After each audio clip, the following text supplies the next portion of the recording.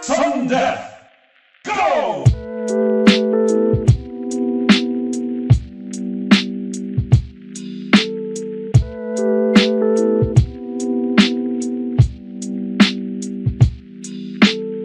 What's up, you guys? Welcome back to the Project Manga Podcast. I'm Noxie. I'm Kiko. Eagle.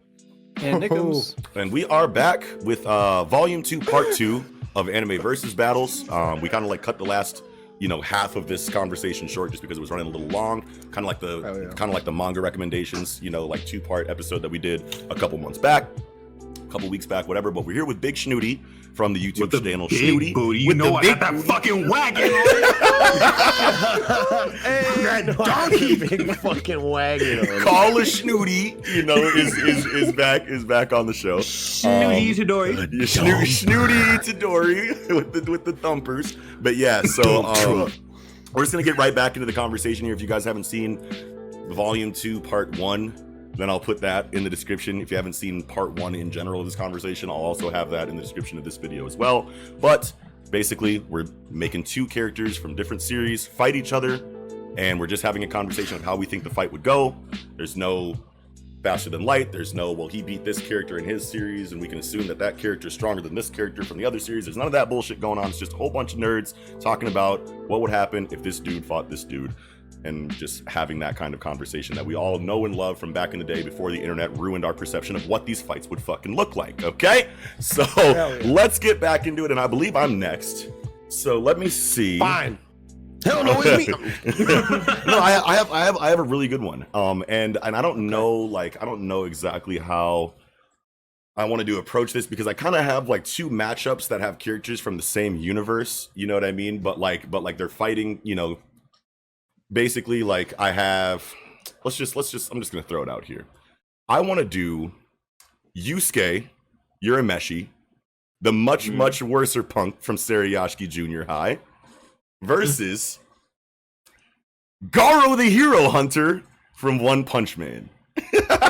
And I feel like this matchup is really cool, because Eagle's really intimidating me right now with his stance right here. I feel like he's like waiting for me to like impress him in some kind of way. Just like amuse me. Show me what you got. You're fired. But I feel like, you not entertained? Yeah, I feel like this matchup would be really cool though, just because like obviously like they're both like martial artists. They have like really high like destructive power in the later stages of their character. And I just feel like this would be like a really cool thing to see, because I feel like a lot of Yusuke's enemies inside of Yu Yu Hakusho have been very similar to Garo in a lot of ways, especially Sensui and Toguro. So sure. And just like the fact that they're just both monsters at the end of the day, fighting each other, in whatever form that may take. For those of you who are familiar with the series, I feel like this would be a really cool clash to see. So that is the philosophy behind this matchup, and I don't really know. And now like a lot of the matchups that we've had tonight, I've had like a preset winner in my mind that has either been swayed or not by the conversation. But I really am going into this one with no idea, and I'm relying on the conversation to really make my decision here. So anybody that has any kind of input that they want to start with, feel free to I go want to ahead. say one thing real quick. Not really about like the fight. I mean, more thematically, that I really like this fight thematically. Like they're both like becoming monsters, right? Yes, like they both are becoming monsters. So thematically, I just love this fight. That's all I want to say. Somebody else, go ahead. And let me piggyback off that a little bit in the sense that like I've only seen Yu Yu Hakusho up to the Dark Tournament. Okay. You know what I mean? Okay. And so when you say... It's a good place to stop. Well, and people have said that to me before, but like when you say like... Great. When you say like Yusuke's becoming a monster, like just that sentence is actually the best argument I've ever had to keep watching Yu Yu Hakusho, because people have told me it's good. You gotta see Mazoku, dude. But all I've heard is it's good. You should keep watching it, and that wasn't enough. But when I hear that, like Yusuke becoming a monster, I'm like, oh, okay, I might watch that. That sounds pretty cool. And another reason is Sensui is a better villain than Toguro to me. And the chapter Black Saga is a glimpse. It's a glimpse into like what Hunter x Hunter was like. You can really see that he had Hunter x Hunter in mind when you go through chapter Black. territories start. Yeah, that's where territories start. Yeah, You that see the was influence. nice. You see the influence from Jujutsu Kaisen inside of chapter. Yeah. Or the inspiration for Jujutsu Kaisen inside of chapter Black. You know what I mean? Very intense. Chapter Nah, Black's Gege been the a best goat since art to me. before Tagashi been No, throwing shit down. Hey, check it out, buddy. There's undeniable aspects here. Okay. Hey, was Gege even born when Togashi started? Yeah, we don't even know Hey, how yo, old. that twinkle in the eye was born to be a star. I don't know what you're talking about. Hey, we're not gonna disagree with you. Gege's on some Yeah, shit. Gege's on some course. shit. Gege's doing some shit. Akutami. But yeah, so I don't know, man. Obviously, I mean, I guess just like because I've thought about this a lot going into this. I mean, as far as like how the fight would go, obviously, I feel like it would be similar to like how a lot of the Garo fights and Yusuke fights starts just hands right away. You know what I mean? And obviously, obviously, they're both handsy. Yeah, they're definitely both very handsy, and it's like I understand that In the like, good way. Yeah. But I mean, like. Yusuke in the bad way, actually, too. Yeah, I just with Keiko. But I just feel like I don't know. I feel like that would just be such a cool start of a fight because like all of Yusuke's fights start off like, with him kind of like getting his ass kicked while like still kind of like trying to like feel the opponent out. And I feel like Garo like wouldn't really like Same thing. Yeah, Like, Garo yeah. too. Yeah. And I Yeah, no words. Yeah, no words. Well, no, Garo No. kind of goes right in for the kill, bro. Garo. But he often, a lot of his fights have been, he gets slapped. Yeah. And then he goes, you know what? I'm I'm a gonna monster. rise up and come back at you. Yeah. But he often gets very damaged in the beginning of his fights. Yeah. Yeah. Straight up. Agreed. But I mean, I think it. yeah. Go ahead, Shnooty. Oh, I was about to just get into it, but go. Yeah, go get into it. Go Yeah, go crazy, Yeah. bro. Let's hear it. Let's go. I was gonna say what I'm gonna say is that I feel that Urameshi and like Garo both might maybe just be like I guess even in terms of just hand-to-hand combat because we've seen just Garo going crazy on S-class hero just waxing them left and right just with straight hands. Yeah. And then like Yusuke just going in with straight hands. But I think what might win it is the spirit gun. The spirit gun.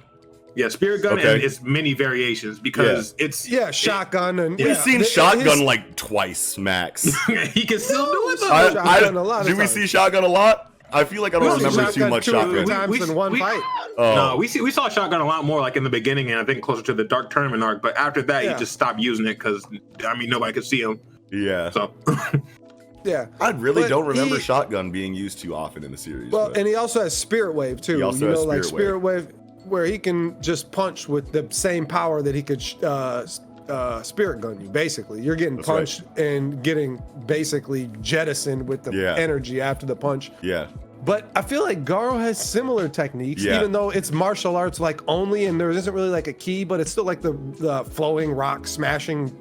Rock. Oh yeah, and now water smashing whatever rock, translation whatever you That's get, something we really got to take into account. Yeah. Because Yeah, of the it is something defensive to take in- capability of that. Yeah. Bro, it's hard to lay hands on this man. And like the flowing water stream rock smashing fist technique or whatever the style. Sounds good. Yeah, Go for that one. Flowing water smashing rock, right? Yeah. Isn't that what it is? Well, I mean, Flowing water there's a smashing lot rock. of, and when we did the best martial artist episode on this channel, like me, Eagle, and Keiko all had a different translation for that. Really? Yes, That's bro. interesting. Yes, bro. It was a super funny moment in the conversation. But anyway, inside of that fighting style, I feel like the way that Bang and like Garo and even Bomb like were talking about it kind of like made it sound like it was kind of like a Jeet Kune Do style, where it was like just as offensive as it was defensive, but it was more so, like see what your opponent is going to do and then counter that. You know what I mean? So and I don't know necessarily if like Yusuke has really like had a purely defensive fighting style that he's had to really deal with in his story. Now that I think about it, I feel like it's literally just like raw power versus raw power inside of their respective fighting styles. He's got martial arts. Like he's not. No. I'm not saying that he doesn't have martial arts. I'm just saying like his opponents haven't had a purely reactive like fighting style that I remember. Oh, sure. Inside of like a purely martial arts based, like this is the philosophy behind this art. No. Most of his fights are meathead v meathead. Yeah, other exactly. Than maybe That's what I'm saying. Sensui. Yeah, maybe Sensui, other than though.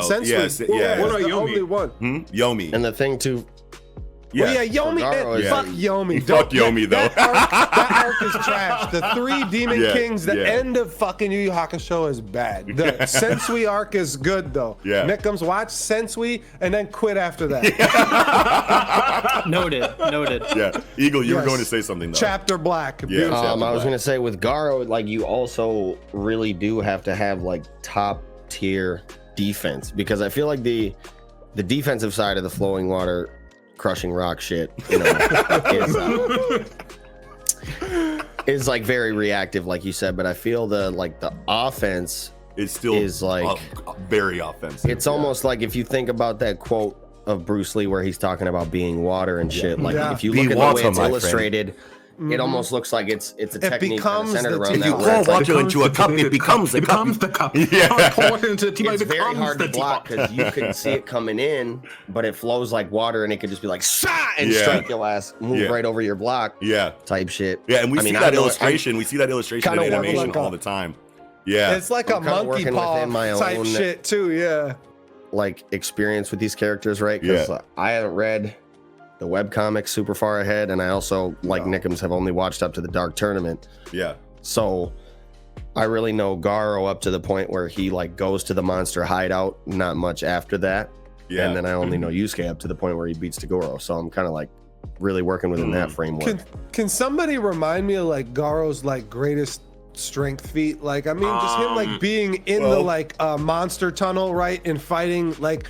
Who was his biggest opponent? I think the biggest thing he's done in the Murata adaptation is Darkshine. But in the anime, but he didn't beat Darkshine, right? Darkshine beat his ass. No, he beats the brakes off of Darkshine. Yeah. Oh, that's a good feat. Yeah. Thank you. And he's like ultra fast, like super strategic. I mean, he's basically never lost. Essentially, extremely. And he also beat the shit out of Peri Prisoner with his hair or whatever. Beat the goofy out that man. Darkshine is a great example because Darkshine was like completely confident that no one would be able to damage him. Yeah. And he was slapped. Like very shook, very obliterated. Yeah. Now I remember that too. I do remember that. And you have people that Darkshine's highest defense in the story. Basically. Yeah. I mean, we gotta, for sure. Yeah. I mean, other than Saitama or Boros, you don't count them. Like, or I mean, Blast. Among that, I think S-Class Heroes, he has the highest defense.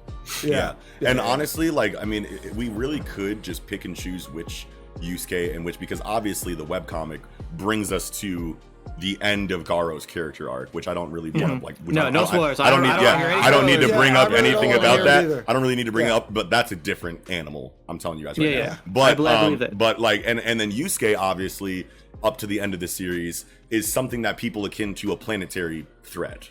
You know what I mean? We shouldn't go to Chapter Black. I feel like you should stop at Dark Tournament, which might even still be too much. So then, if we go to Dark Tournament for Yusuke, then what do we just go to the anime for Garo because he's getting stepped on? If it's just think so? If it's just anime Garo? My memory. Okay, so let's do it then. Anime. Let's do it then. Yeah. Yusuke Murata manga. That's as far as we go. Yeah. Okay, that's fine too then. That's and we could do that too. We could do that. No, that's fine. I'm just saying personally, anime or manga. I think Yusuke is getting obliterated by Garo. Okay, so like in terms of, I think Garo's never lost. Garo just keeps improving. But see, like, but look at physical combat. Giant spirit beam out into space. So he beat Tagoro. Snooty, what are you saying? I think in terms of pure physical combat, I think Garo has it. Like everything he's done has been nothing but hands. He has nothing else other than hands. And he's been feeding literally everybody that steps in his way. Aside from like Saitama and like I guess Orochi, but that's it. That's where his L stop. That's 2 L's out of like 500. From an energy perspective, and I know that I literally just said that we don't want to say, well, he beat this character and like or whatever, but like Taguro's energy itself was literally taking the souls of people in the fucking audience because his energy pressure was so malicious and dominating that you couldn't even be by him without fear of getting your soul ripped out and absorbed by him. So like that's a really big deal strength. And he's only a top tier B class demon. Exactly. But the point is that Yusuke beat that fight. And before that, when Yusuke's like, reminiscing about Genkai or whatever, and he's like, this one's for you, grandma, and shoots a fucking spirit gun out into space. It's a big ass like Final Flash type Dragon Ball shit where it goes off the planet out to space. So I feel like that's still Yusuke's gotta be got a higher there's just higher scaling than Yu Yu Hakusho probably. That's fair. And you want to know what, dude? Like And like I'm a huge Yusuke stan and like Yu Yu Hakusho stan and just Togashi stan. Yusuke is a G, man. Yusuke is a G. Yusuke is my favorite anime character of all time. You know what I mean? And I mean, yeah, nobody can argue with you on that. Yeah. I'll Go ahead, say Eagle. that I don't think Garo. I mean, I think Yusuke is going to have to do a lot to hit Garo with a spirit gun. Yeah, exactly. So speed it took is a thing lot here. of heroes teaming up to hit him with like a few attacks here and there to eventually wear him down to the point where they thought they were going to beat him. They still got washed. Yeah. So But I don't think one-on-one. Like I think he's going to have to do a lot to actually land it. You know, so Garo is just like. Are you saying, Keiko, that Yusuke has speed feats over Garo? Yes, definitely. Yeah, for sure. Because so early, very early, probably chapter fucking 15, he's matching speed with Hiei eventually. And Hiei's moving faster than human eyes can see.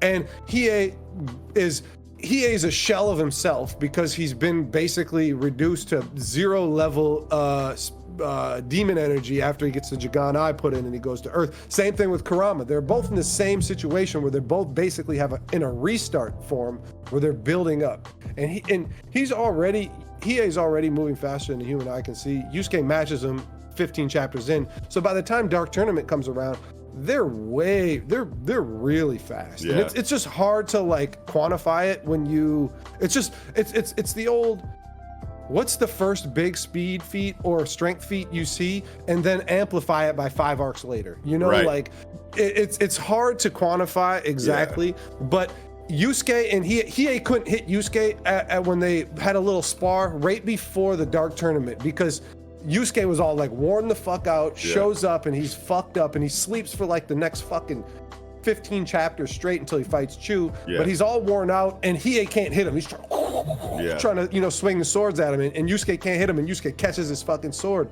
boom, with 2 fingers and it's like, now man, at the same time though, hard. this arc of like, One Punch Man has been going on since the end of Boros.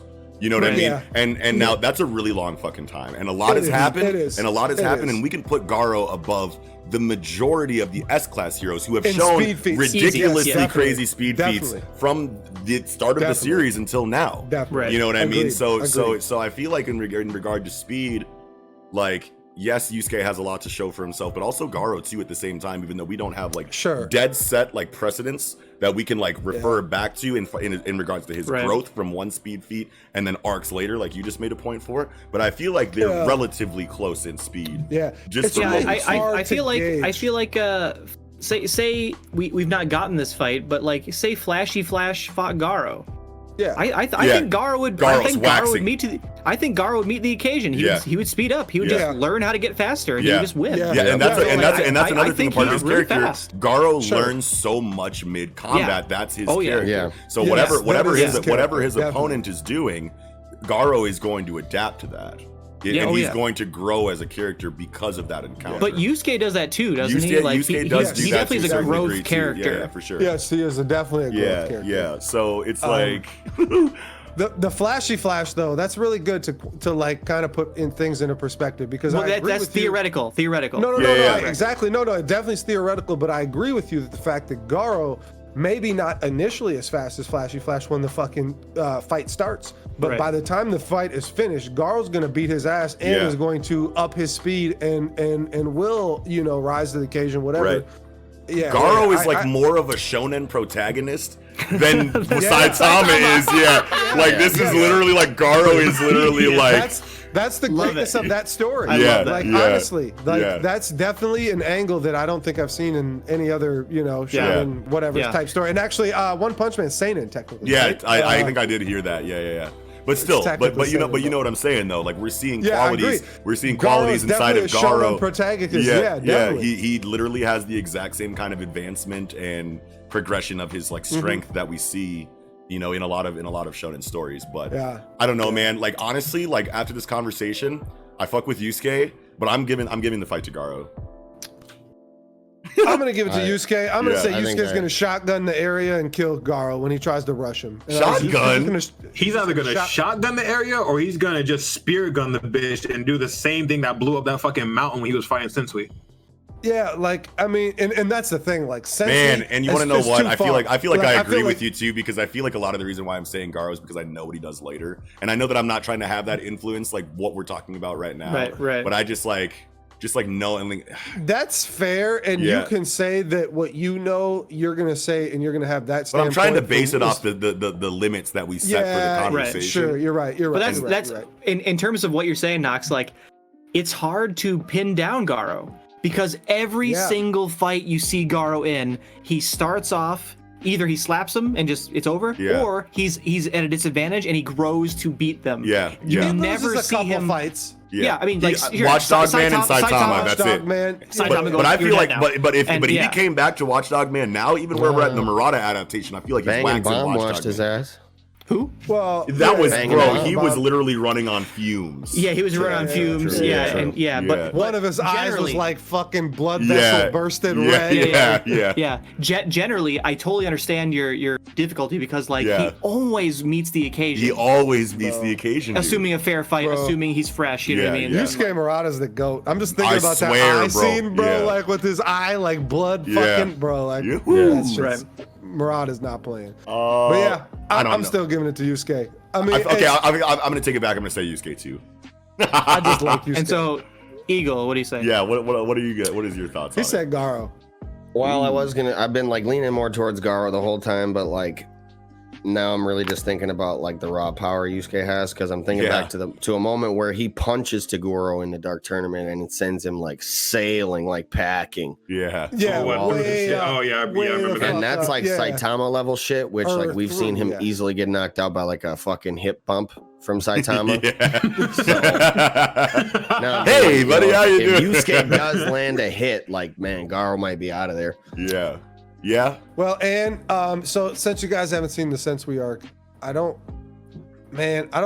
just have to say this, which might be, I'll just say that Yusuke uses his street fighting prowess for the first time. He does. That shit was so fucking thug, bro. That shit was so gangster, bro. And wraps up a Sensui who is like, he's gonna restrict his movements and to just have a close quarters 1v1 face-to-face punch off. Who's gonna punch each other the worst in the face and win?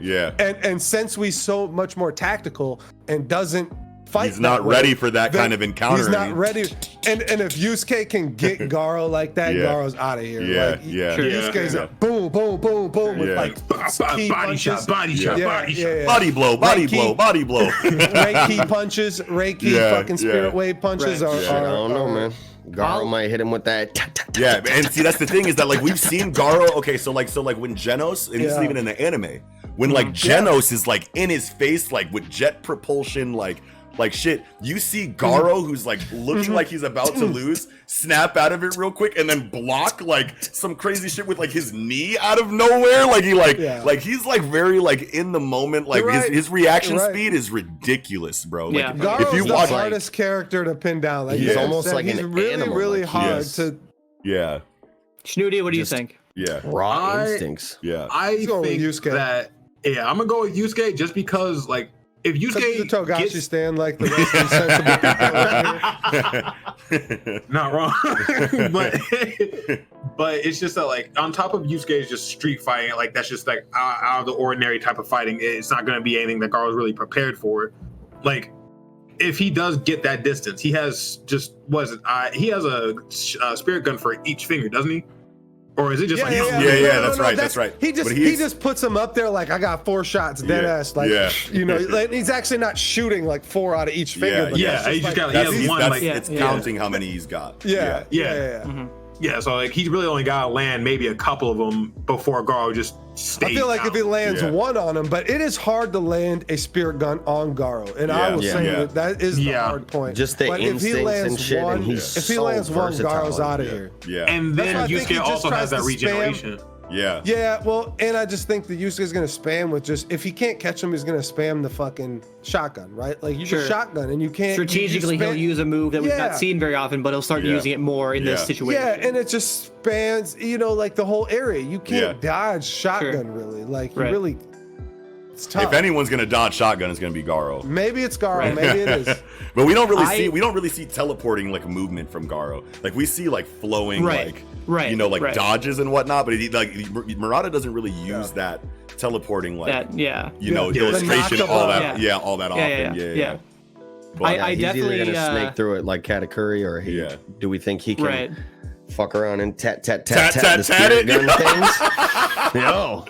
That would be some shit, bro. If he flowing water rock smashing fists them all, and you get the illustrations of the ting ting ting ting ting ting. They just get sent to the side and like blow up in the fucking arena. Bro, I would lose my fucking mind if I saw that. I swear, Eagle just wins conversations and fucking debates with sound effects. Tat tat tat tat. Yeah. You know what? You got a point.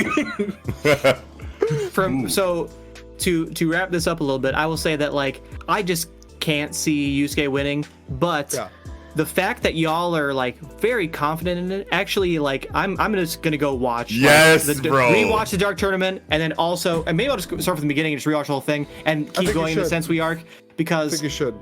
It just sounds so tight what you're putting out there. You know what I mean? Dude, like, Chapter Black is gas. Yeah, you could rewatch the whole thing too. But I mean, if you want to start a Dark Tournament and go straight through Chapter Black, that'd probably be fine too. Well, and Nick, just in particular, like, let me tell you that even though the last arc is not great, Hiei's backstory is really good. And remember when I was telling you about the kimono, like about Kimono Jihen, fucking Akira and the Yukiona. Yes, definitely. I think you'll really get it. You'll like that. I think. Word. Cool. Fuck yeah. Okay. Well. So I'll give it to Yusuke, even though I don't see it. But we'll go. I mean, y'all said Yusuke, so Yusuke wins this one. Okay. All right. Well, All right. Well, let's get in. Leave a comment down below. Let us know how you feel about it. Yes for Yusuke. Yes for Garo. What have you? Let us know what you think. Shnoody, what you got next for us, bro? Okay. I was a little torn between what I wanted to do, but I think that I'm gonna throw Byakuya versus Minato into this. Ooh. And the reason I even got these two to try and fight each other in the first place, because we have somebody who can just maneuver everywhere versus somebody who can maneuver their entire weapon literally everywhere. So are you going to be able to avoid it, or are you just going to get hit by it? Bleach versus Naruto is always fun too. Always been a good one. I think it's a very even power scaling, really, too. I feel like it's a very even, definitely playing field. Senbon Sakura. Kageyoshi. Senke. Okay, well. I mean, I don't know. Somebody take the helm on that. I mean, Shnoody, like, why don't you bring some of your like reasoning? Because obviously you thought about this. So like, what's some of your? Let's hear some of your reasoning. I think because I know that Raijin is too much, man. I know that. Well, I know that you're like super huge on Bleach and Naruto. So like, I'm really interested to hear like your thoughts on the matchup before we kind of give our input on it. So. Because what I was thinking about doing before I thought about Byakuya versus Minato was Yoruichi versus Minato, which is something that I feel like you always see. But then I thought about it a little more. I was like, that's kind of played out. Yeah. And then I thought about Byakuya, who like the one of the first things you see from Byakuya is him just matching up like speed for speed with Yoruichi, like one of the fastest people in the series. Period. Yeah. Like just going like tit for tat. Yeah. And like on top of all of that, you see like Minato, who you assume doesn't have a lot of versatility because like his moveset is just like Rasengan, teleport, Rasengan. Yeah. I was gonna ask that. I feel like that was my understanding of the character too. I'm glad we've established that right away, because I'm like, does Minato really got a lot? Even though I mean he has like that whatever summoning type jutsu. Yeah, like he can like summon the same toes as Jiraiya and shit. But like, not only that, maybe it's Kushina. I don't remember the one that like summoned. Didn't they do something against fucking Obito when Naruto was being born? Some kind of big jutsu there, right? Like I don't remember. Reaper Death Seal. I remember that, but that's I mean, double KO. Definitely is, it definitely is. Yeah, double KO. Definitely, you can just stalemate and both die off that. Yeah. Aside from that, he can really just like teleport himself, teleport other shit, and like summon big fucking toads and Rasengan. That's his main arsenal. And with that tiny arsenal, I feel like it'd just be a good matchup against Byakuya, who has this vast arsenal of things that he could just throw at Minato, but Minato could just move all over the battlefield. And I'm like, and Byakuya is a smart guy, and so is Minato. So I'm trying to figure out which one of them is more intelligent, which one of them is going to catch the other first. And this isn't like reanimated Minato. Like, no, hell no. Okay, that's a whole different situation that's a here. Completely different situation. Yeah, I know. On top of which, they already said, like in the series, the weakness to Byakuya, Senmon, Sakura is you have to advance, and with somebody who doesn't have many, I guess, long range techniques. Yeah, Minato's probably like the perfect person to even try that. Yeah. What? It's lightning release, right? Lightning style is his teleportation that he's teleporting to his kunai, because that's what he does. He's throwing a kunai and teleporting to it that has a seal on it or whatever, right? Yeah, it has the characters on it. I don't know if it's lightning release. It might just be one of the obscure ones like yin or yang or something, but like. Well, I feel like we need, man, I wish we just had more from Minato, because like obviously he's a high level genius. Should we put Byakuya as like Soul Society Byakuya then? Yeah, because if you throw in 1,000 Year Blood War, that's a different fucking monster. Yeah, because then if you do that, then you got to do like reanimated Minato, and then it's like, yeah, he doesn't die. Yeah, no. But Kiko, what is the elemental type? You were about to make a point though, and I kind of cut you. Yeah, what is the elemental type matter in here? I mean, I just want to, because I'm inferring on what other abilities he could have. Because since the thing is with Minato, like we just don't have much, and there's no way that he just invented Rasengan, because he did invent Rasengan, without having like some kind of arsenal of other abilities. He doesn't just have teleportation and Rasengan, even though that's the only two things I feel like we ever see in Naruto. That's like the only two things we ever see him really use. And Reaper Death Seal, which isn't, I mean, Sarutobi Hiruzen uses it, and he says this is the fourth Hokage's ability, but like, we don't, man, that just doesn't really sit well with me, because I feel like Minato has way more than we're seeing. Yeah, you don't get Hokage. Yeah, I'm the fourth Hokage, and I only got 2 moves. Like, yeah. Even though teleportation is big, I mean it's a big move, but yeah, I don't know. I'm trying to think of his fight too, like Minato versus Obito. You know, during when Naruto's being born, that's like his biggest fight, right? Like and he's got like the chain fucking things that are trying to he's trying to he's trying to just hem that man up. With the chains, and he just disappears and reappears right above him with the Rasengan and just buries his ass into the ground. I feel like that's the last thing I remember of Minato. But if that's all we have, I feel like it's Byakuya, because it's like I remember the fight against the Espada, whatever it is, Espada number 7 or whatever it is, the one with all the eyes and shit, the dude that can see shit. What was his name? Zomari. Yeah. Zomari? And Zomari Ruru. Yeah. And I mean, I felt like it was like a Hindu maybe influenced character, because it felt like Dalsim really. Yeah, Dalism. Yeah, I can see that. Is it Dalsim or Dalism? Oh, no, it's Dalsim. I think it's Dalsim. And he just like floods him with the fucking like infinite fucking Sakura blades. Like, this is really hard to he could just like shell himself in those, and Minato can't do anything with what we've seen. Unless I feel like Minato has the speed to like weave in between those, right? Depending on if it's a whole fucking sphere, maybe not. But his speed is all based on teleportation. It's not actually based on physical speed. But even then, he's still very fast. Yeah. That's one thing that everybody always said before even like he got the flying Raijin at all. He's a fast kid. Yeah. Like and Byakuya's not just. I don't think Byakuya's just gonna start in Bankai unless he feels pressed enough. Yeah. But I don't see him starting in Bankai. Yeah. No, he definitely don't. He's cocky as fuck. Yeah. As fuck. So, and even though he is arrogant, he's still kind of well put together. Yeah. Oh yeah, definitely. But he's definitely the type to be like, people are beneath me. I don't need to use this type of shit on him. He's that type of character through and through for sure. Yep. Then his ass might get tagged, and then he can't get that shit off. Minato just is a big, like, to me, if I have to look at universes, I feel like Minato is higher on the scale than Byakuya, even though Byakuya is great. Like, he's very high in the world of Bleach. Yeah. But like, Minato is the strongest Hokage to ever live. That's not Naruto. Right? Yeah. Like and even though you don't get to see his abilities, we're gonna use like you have to use that like precedent. Inference. You have to use that. Yeah, and I just feel like, man, I can't I just can't give it to Byakuya. There's something that just doesn't feel right. Right. On paper and like the feats that we've been given when I watch both series or whatever, read both series, I feel like Byakuya can just flood you with fucking the razor sharp fucking.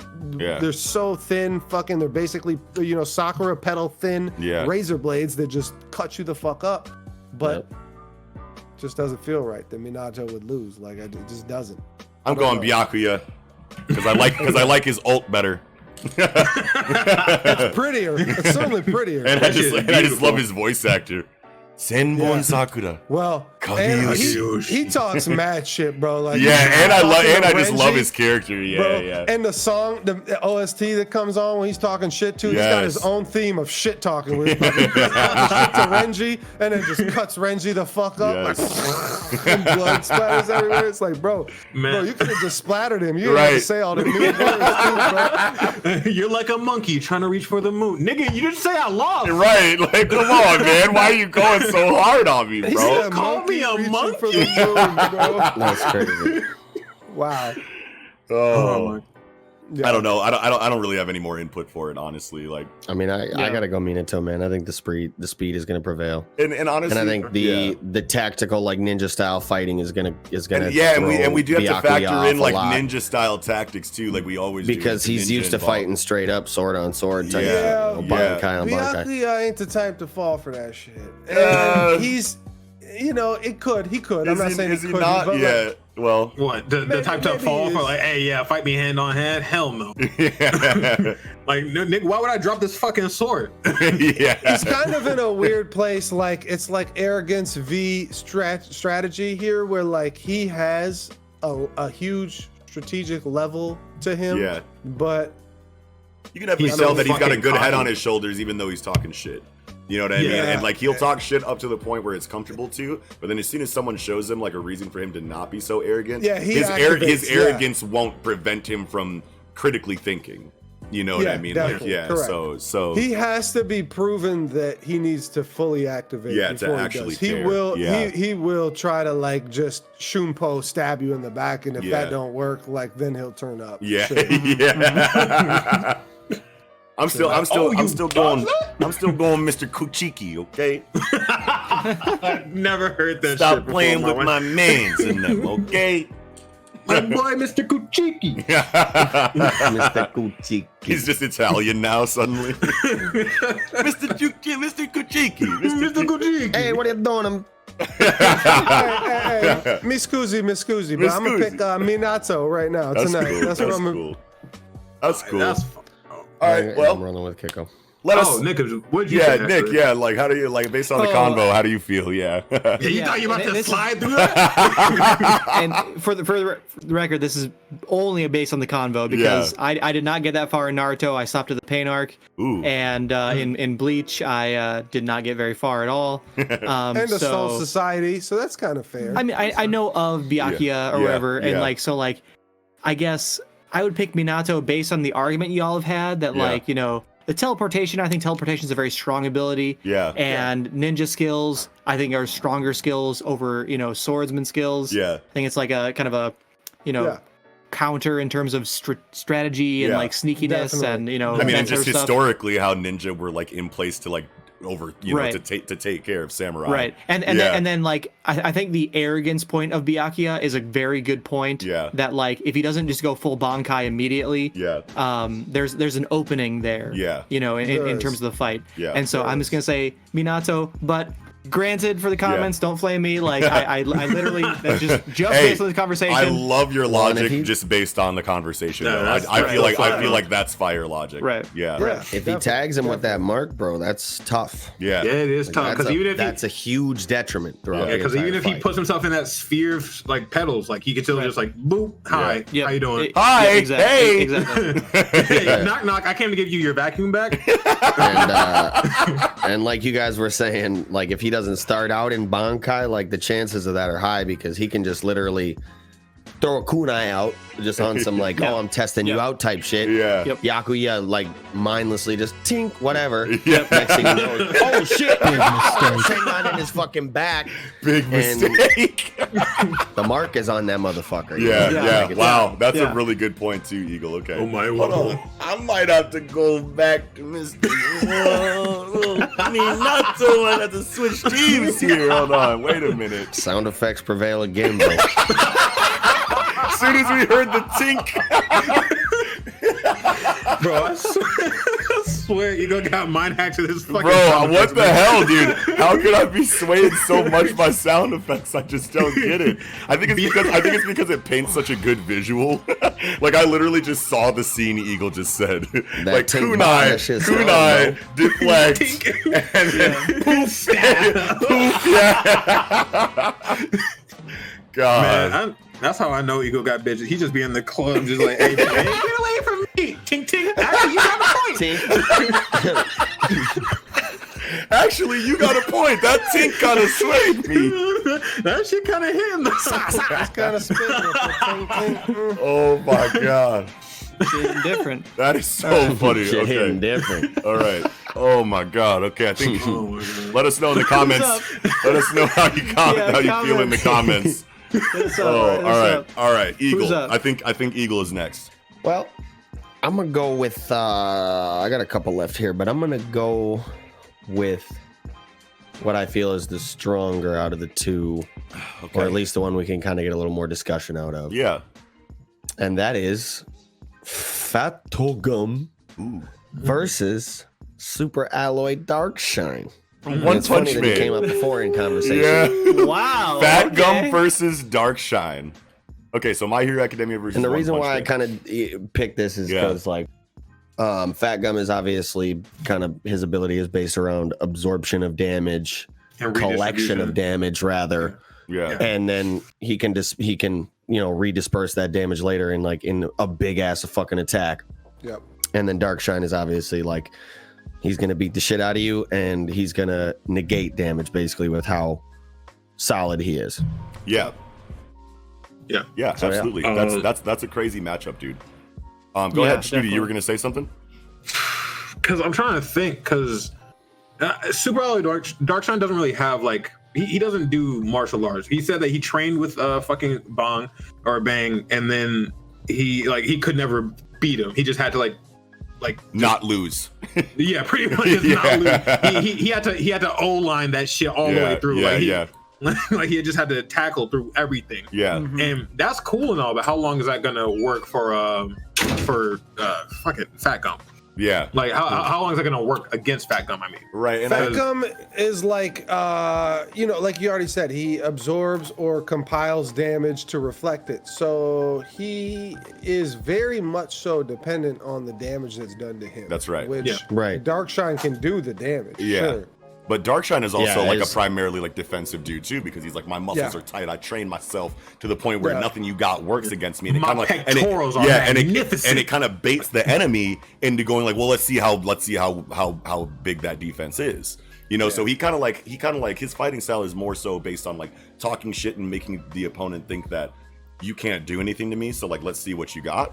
You know what I mean? He's not really as like a first step kind of like fighter. Sure. You know what I mean? Yeah. So like how much of this fight is going to be like a standoff to see who goes first? Because I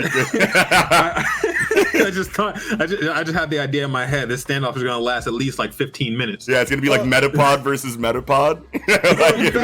Fat Gum almost can't go first, right? Like he has destructive power. Yeah, he definitely has to have an offensive strategy. He can't just be a purely defensive hero. Well, and he does have offensive capabilities without the absorption beforehand. He definitely does. But still, his whole quirk is, around like it's all encompassed around him absorbing damage, which I feel like Darkshine would just do. I feel like Fat Gum would take hits and he would be able to just bait a fight with Darkshine. Yeah. And they would just exchange blows. Similar, just the Rappa fight. I mean, just very similar. Yeah. I really feel like it's the spear. But Rappa didn't have the defense that Darkshine has. So Rappa hits him with the fucking rumpa pum pums. You know what I'm saying? Because he knows what Fat Gum's quirk is, but he wants to see that he can get through it. So he keeps hitting, and then when he redistributes that to Rappa, that's it. He's done in one hit. But Darkshine doesn't have the offensive capability that Rappa does. That's right. So I feel like Fat Gum wouldn't get to the point of where he's like got his hair out, he's skinny, like the whole shit that happened during that Rappa fight. Like he doesn't need to go that far to reflect the damage back on Darkshine. It really feels like a stalemate to me. Do you think that the redistribution? Sorry, I just want to say this. So like whatever damage Fat Gum takes. Yeah. When he eventually does go to reflect that back at Darkshine, is that going to be enough to hurt Darkshine? Yeah, that's what I think so. Yeah, you think so? Because it's Darkshine's because it's Darkshine's damage. So like, do we or assuming? Like, I don't really think so. Yeah, like do we know that like it has to be reflected back at a certain multiplier or at the exact same? I don't think it's a multiplier. I think it's compiling damage, which is a multiplier in some way. Like that is a multiplier. It kind of. I mean, it's not like I've compiled 10 damage and I'm going to multiply it times 3 and hit you with 30 damage. Like that's not what actually happens. It's just the fact that I got punched with, 10 punches that all had 1 damage and I compiled 10 damage and I'm about to throw 10 damage back. Right. Yeah. And Darkshine's gonna come in with the tackle and probably put in like 30 every time he tries to tackle Fat Gum. It's just not gonna work. And then he's just gonna keep building it up until Fat Gum is skinny and he's just gonna get his shit rocked. Sure. Wow. It's hard for me to see Fat Gum losing in the sense that I feel like this is a very long fight. Doesn't take damage. Yeah, it is a very long fight. This is a very long fight. Yeah. This is shield versus shield, right? Like, I mean. Yeah. So remind me, like, so does Fat Gum get fatter if you hit him? No, he gets skinnier as he takes damage because you're shedding off his fat armor. Yeah. And as he gets skinnier, he gets more power. Yeah. Yeah. Okay. He's compiling it all into a king punch. Basically. Yeah, there we go. There we go. And so to me, this is how this battle goes. They face off, and keep in mind Darkshine's personality. He's very arrogant. Yeah. Yeah. You know what I mean? Yeah. He is Terry super, Crews. Yeah. Except he's not actually black. Well, actually, he would basically say like, "You can't do anything to me." You know what I mean? Yeah. And maybe Fat Gum would give a couple punches and wouldn't do anything. You know what I mean? Yeah. And Darkshine would have to do something. You know what I mean? Yeah. And as he would attack Fat Gum and make him skinnier, his arrogance, Darkshine's arrogance of being like so ripped and so like 0% body fat, 100% muscle, he'd probably be like, "Oh, well, let me just help you out here." You know what I mean? Like let me like pound you out. Yeah. But he doesn't know he's making Fat Gum stronger. Right. And Fat Gum's just gonna take at the very end, boom. Yeah. One shot done. And you know what I mean? and Darkshine's gonna be so confident about his defense that he'll take that hit. He'll take it. Yeah. He'll take it. Be He'll like, take that perfect. hit. Finally, we're at the fight. Yes. Let me have it. And wow. assuming he would get hurt, he would get hurt. Yeah. Wow. I think I'm on the side. So it's Fat Gum. Yeah. I gotta say Fat Gum too. Unanimous Fat Gum. It's just too much the fact that Darkshine doesn't have. I mean, reflective ability is too much in this type of fight. Hide of the Nemean lion. Pretty much. Reflect. Shield of Thorns. Although if he is just like beating the shit out of Fat Gum, and he's at the point where all of his fat is shed off, like keep in mind, he could in the deal Rappa with situation. Kirishima did have to jump in and give him that second. So if Darkshine doesn't let up at all and just beats him to a pulp before he can and like just beats him to death. Oh shit! But Rappa like dislocates his shoulders and they're just like forever, right? Like basically, like, I feel like Rappa's quirk is his shoulders don't connect, and so he basically throws a windmill of punches that get increasingly stronger. Yeah, like and Rappa's. Yeah, sorry, my bad. No, I'm just saying, like, Rappa's quirk was the perfect, and I mean, obviously, that's how manga usually goes. It's like the perfect counters for each other. Like, it's a perfect counter for each other, you know. Whereas Darkshine, I don't know, man. Maybe them strikes would be more calculated and not just the whole time. Yeah, because he's not like an endurance fighter. He's just like basically like I said, like the D line on a football team, like all on his own, pretty much. But like, I mean, it's just hard for me. Darkshine's too swollen, too shiny for me to say. Bro, I think he takes the L just for cultural appropriation. Holy shit! Hey, you want to know what? I'm with you. Fat gum it is. It was. Get him out of here. It was Juneteenth. Cancel. It was Juneteenth yesterday. We don't need a Darkshine win right now. Yeah. We do need a Darkshine win. I mean, we do need a Darkshine win, but we don't You're we don't need this Darkshine. We don't need the super alloy. Yeah. What we need is T'Challa. Hey, let's go. I'm with that. Okay, well, you want to know what I'm saying? I'm saying Fat Gum though. Like all jokes aside, aside, for real and for true, Fat Gum. Yeah, it's just hard to go against Fat Gum when he kind of counters Dark Alloys. You know, like Dark Alloy, Super Shine, Super Shine, Super Alloy Dark Shine. There it goes. All right, well, let us know in the comments how you feel. You know, about the matchup. Yes, no, if your butt maybe. hurt, again, just know you're wrong. And of course, there's that on top of all of this stuff because we're right. Okay, that's just how it goes. And I think as Noxie said at the beginning of this, we did all the physics and math on this earlier. We did it all. And we got the numbers and math. We didn't want to include them, but just know that they're there in the background of all of this comedy and entertainment. Ask for proof either. Yeah, you better not ask for proof, otherwise I'll ban you and I'll block you. Okay. I know we didn't have a bunch of physicists give us the answers beforehand and act like we knew them the whole time. As another show that does similar things to this. we don't gotta name any names, point any elbows, attack. But boomstick. All right. But Kiko, I think you're next. What? Right? I think so. Right? Yeah. That was Eagles' pick. That was Eagles' pick. Yeah. That was Eagles' pick. Okay, all right. Damn, this is all right. We're moving along. So I have the only battle, I think, at least thus far, that's basically regular person versus regular person. Let's go. And I have Spike Spiegel from Cowboy Bebop and Gene Starwind from Outlaw Star. And I'm going to take this back to good old, Adult Swim days. Yes. Yeah. Tsunami time. You had to stay up till 11 o'clock to even participate in this battle. Yeah.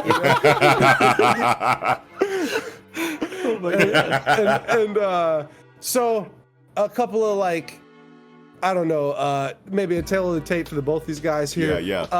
Because I feel like a lot of people haven't seen both of these shows. I've only seen Cowboy Bebop. I haven't seen them. So Tale of the Tape is super necessary for 30 years old. Yeah, you got to be around 30 years old probably to see both of these. But anyway, Spike is a master of Jeet Kune Do and Savate, which is French kickboxing. A lot of high kicks, a lot of powerful kicks. And Spike, you see him proficient in weapons, like he uses a couple of weapons in particular, like he comments on a Way of a Dragon model nunchaku that are, because he's very Bruce Lee-ish. But don't sleep on his bow staff skills though. No. Bow staff, he goes crazy. Yeah, he goes crazy with the broomstick bow staff too. I swear to God, in the janitor's get up and pistols. Yeah, pistols go crazy. Well, and he's definitely a marksman shooter. Like he's a bounty hunter, and he has a very conflicted past with like a lot of Yakuza type shit. He's a shooter, bro. He kills people. Like he's not worried to blow a melon off, right? Yeah.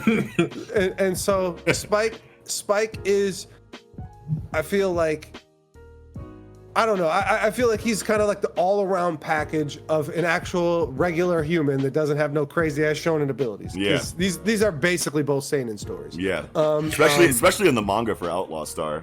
Outlaw Star, definitely. Yeah. And so Outlaw Star, Gene Starwind, they're and another reason I want to pick them because they're very like similar builds. They're like tall, slender, athletic dudes. They're like Rocky, right? Like they got all the everything Rocky out, but they're skinnier dudes. They might be skipping leg day every now and then.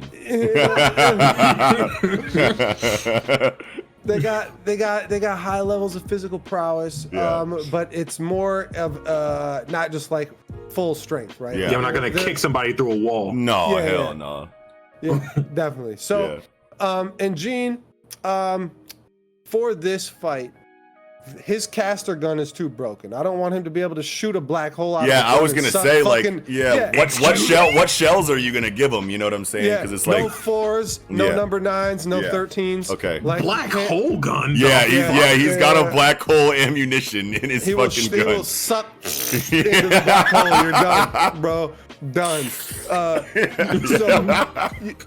none of that. None of that. Yeah, none of that. No, he can't use his caster gun at all because Gene is very he's more of a shooter than a fighter. That's one thing you want to say too. Definitely. Is that he utilizes his surroundings, he utilizes weapons, like he's very resourceful, more than like if Spike gets close to him hand to hand, Spike's gonna beat the fuck out of him. Spike's gonna beat his ass. And that's the thing where like Gene. But I feel like at range, Gene he's not fucking with Gene. You know what I'm saying? So no, and Gene has a lot. So he wears a big fucking overcoat with mad weapons under his overcoat, like a lot of little pistols. He's shooting through a cape. Like you don't even see him come out, and the bullets come out of his cape. Pow, you know. And that's I feel like maybe where it might be tough for Spike. But I want to give. So Gene has, like I said, a lot of weapons under his whole cloak of shit. He's got flashbang grenades. He's got a light shield that he could put up and like kind of block shit, you know. And I want to even the playing field. And Spike, when he's going to rescue Faye, and it's like episode 5 or 6 or whatever, when he's got to go rescue Faye from fucking Vicious, he's coming with grenades. He's coming with mad guns. Like I want full arsenal versus full arsenal. Yeah, that's right. You know, so I feel like it's really tough to say. I feel like if Spike can get in close, Spike would win. But I feel like Gene will keep him at bay with a bunch of gadgets and a bunch of fucking, bombs. He's got flashbangs. And a lot of deception too. Deception, exactly. And just like misdirection. And just like optical illusions, even like try to even go there. Well, he's got flashbang in a sense. I mean, is an optical illusion, right? Like, and not only that, he has, almost like a clone thing too, like a grenade to throw out. It's like a clone.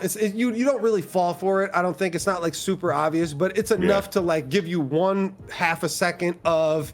What the fuck is that? Where he's gonna try to shoot you from some angle that you don't see. So I feel like the way that this fight would go, because obviously like there's a lot of similarities between these two, but like fighting style wise, I feel like Gene like is kind of like more so on like the comical like side of like fighting, where like it turns into like almost like a slapstick comedy when he like pulls out a win in certain situations, whereas like Spike, you know what I mean, will use like that kind of dynamic to trick you into thinking that's the kind of fighter that he is when he's really trying to like find the path to defeat you. So like he'll make you think that, he's not as competent as he really is until he finds the sweet spot. Whereas Gene will actually suck and then pull it out, at the last minute because the opening just showed up for him. You know what I mean? And when it comes down to that, those two things taken into consideration, I feel like Spike wins this fight, because I feel like Spike will take the damage that Gene will dish out while they're at long range, and Spike has no problem taking that. Like obviously it can end at any moment depending on where he gets hit. Spike has to clear the physical gap. To clear the physical gap, but I feel like he definitely could. I feel like he can see what kind of fighting style Gene is using, and I feel like he can decide, he can be reserved inside of himself to take the damage that he needs to clear that gap, and then get in and do what he needs to do. And Spike, as a bounty hunter, has a very hunter-esque approach. He's gonna jump out the cut and hit you with his full power right away and not bullshit with you and just get the whole shit over with. Where Gene will fuck around, Gene will throw this and that and see what happens.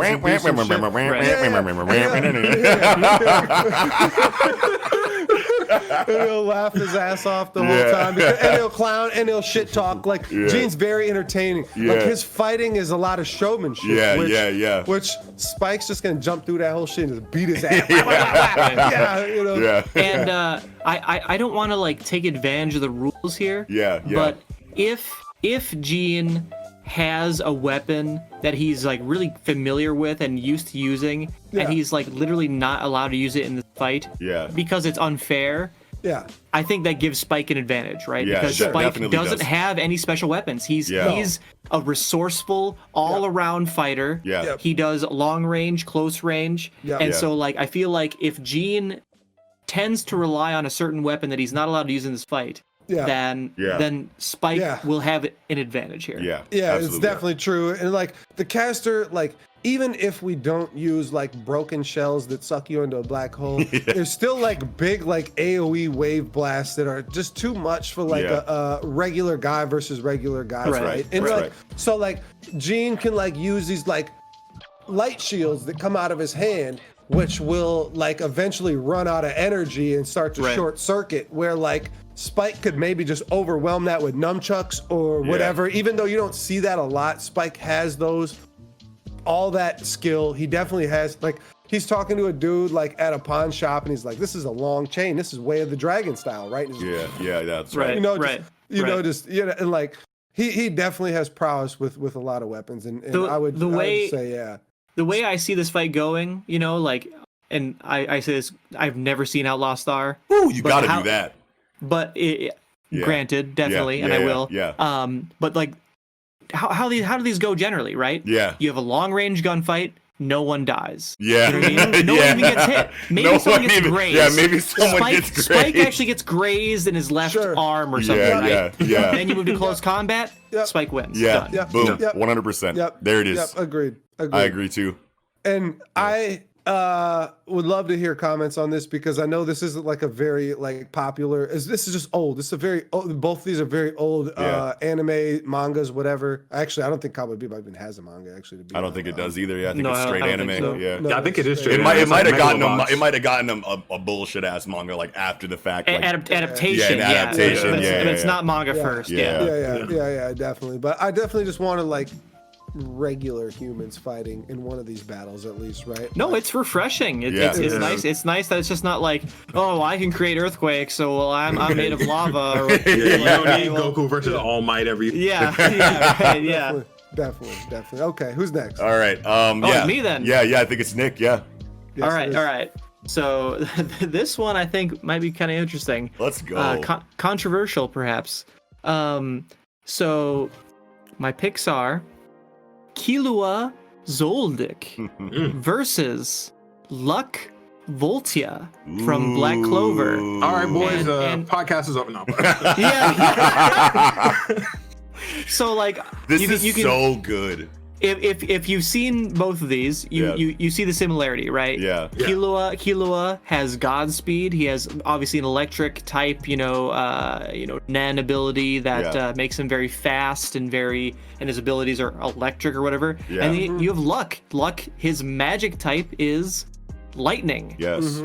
He's very fast. He's very aggressive. They're definitely different. Personalities, personalities, right? Yeah, like Killua's very reserved and sneaky, and he's an assassin type, calculated. Definitely. And Luck is just like Black Air Forces. I'm just ready to fight. High top Black Force energy. So I'm gonna throw it to y'all here. Like, what do y'all think of this? Go ahead. Yeah, Shnoody, why don't you go ahead? Shnoody, get in there. I was thinking. I want to say, don't pluck this man's heart out. Hey! I'm gonna make. I got good arguments for both these characters, but I'm gonna let Shnoody get in his little bag real quick. Okay, so one thing that we've seen throughout all Black Clover is the fact that Luck has a ridiculous ability to just sense mana and just like magic in general. So I don't think that's something like, was it the Rhythm Echo? I don't think that would really work. Rhythm Echo is not happening. Yeah, that's out of here. Early game, Hunter shit. That ain't gonna. But no. Even though it's early game Hunter shit, Netero still acknowledged it on the aircraft. That's still a dangerous technique. Like even though it wouldn't be a problem for a character like Netero, still was just like, when Gon was like, what's that shit he was doing? He's like, bro. He's like, listen. He's like, listen. Don't ever ask about that ever. Like, you don't need to know that's some other shit. You know what I'm saying? We agree that Luck is unfazed by this ability. Luck is definitely unfazed by the Rhythm Echo. But I think in some areas in which Killua would just have above him is one, the fact that he could just straight up just rip hearts out. Yeah, that's not just even the fact that he can, the fact that he will. Yeah, exactly, exactly. See, now Luck is shown to be a little bit more on the ruthless side for this very shonen-y series. You know what I mean? Like he's definitely the most, ready. Nobody's heart out. Yeah, he gave it to him. That's right. That's right. Or crushed it in their face while they're reaching for it. That's some other levels of ruthlessness. But Luck still is a very all or nothing. Like let's do this kind of character, you know what I mean? Now like Killua on the other hand, and even like though Kanmaru or Godspeed, I feel like does give him like the edge here, even though it's definitely still lightning versus lightning, and like Black Clover power scalers will put Luck, and maybe that's what Luck is doing too. Yeah. But we don't have firm dialogue, and just the fact that Hunter takes the time exposition wise to go into exactly what this ability is doing and why. Like with Luck, he's just like, oh, he's lightning, he's moving around, he's super fast, so he's super fast. You know what I mean? Yeah, with inside of Godspeed, the fact that it's broken into two different speed based abilities, one for movement, one for reaction, and the reaction side of things basically says if your body makes any kind of twitch movement, Killua's body immediately is speeding up to react to that before you can do anything. That is a really big deal, and you can wank Luck up to whatever speeds that you want inside of the Black Clover scaling like area. Like I said, if you're watching this like trying to be like a power scaler about it, you're probably not going to have a good time. You're going to disagree with everything that we're saying. You're going to be pretty upset. Yeah, but like for the sake of a conversation like this, where we're like literally trying to see how this fight would go on like not as like mathematically technical level that is like really cringy and annoying most of the time. Like honestly, I feel like Kanmaru gives him like the edge in speed, and like when he goes into Shippu Jinrai there, which is the whirlwind, which is what he used against Yuppie, where Yuppie literally couldn't fucking do anything because anytime his shoulder moved a little bit, Killua was right there with the t. You know what I'm saying? Like and obviously you can say that Luck is much faster than Yuppie, and we can probably all agree there. You know what I mean? But like when it comes down to it, like if this fight goes into like a hand-to-hand, high speed, like lightning based like situation here, all it takes is one fucking opening for Killua to hit a vital organ, and now like Luck is probably like going to knock for the knockout. You know what I mean? Like Luck isn't going for the jugular, so to speak. You know what I mean? Yeah, Black Bulls don't go for the kill. They're like, I'm gonna subdue this dude, or I'm just gonna knock him out. Yeah, Kill's gonna take your heart out and crush it in front of you. Right now, you're like be pretty upset. Even if their speeds are similar, and Killua is not just like completely overwhelming Luck in speed, and they're both landing hits on each other, the hits that Luck lands on Killua, like he has like a certain level of enhancer like defense as well, because he squared up with fucking Palm in a heightened enhancer state than what she originally started as, which is she's an enhancer. You know what I mean? He's a transmuter. He shouldn't be able to square up with her anyway. And then she went into a heightened Chimera Ant version of that enhancer state, and he was still dealing with that defensively. With hair armor. You know what I mean? Yeah, exactly. So like, and obviously lightning isn't going to affect Killua because he's immune to it. You know what I mean? And like Killua, if anything, it would give him more net. Exactly. That's a great point there too. And now Killua is not attacking Luck. Like lightning is not his killing attacks. Lightning fuels his speed, so his physical attacks can get to you. He turns his hands into claws and just rips your exactly. eyeballs And out that's another point that I was trying to make, is that Killua's lightning is going to be fueling his assassination techniques. Snake Awakens. Yes, Snake Awakens is gonna take limbs off, bro. But not. But at the same time, it's like now obviously we have like spoiler alert for like like Black Clover readers. We have we have situations where Luck is fainting with his like lightning imbued like limbs and whatnot, and doing extra kind of like movement style abilities with that. But at the same time, I feel like Killua will see right through all that shit, and Killua was going for the throat every time. I feel like Killua takes this, even if the speeds are similar. Let me get a little bit in here. Yeah, like Killua's not getting hit with the flying boot. And, no, not at all. That was more of a defensive thing, but yeah, go ahead. For the record, I do agree that Killua takes this one. Yeah. But let me just throw in another piece to the puzzle here, which is Luck can fly, right? Yeah. Like he literally. Yeah. Can he not? I think he can. Yeah. I'm pretty sure he can like kind of like He's basically activate his ability and jump in any direction he wants, and reactivate his ability, and then jump from there. Right? Yeah. Geppo out the air. He's like Geppo, but it seems like a lightning slow version.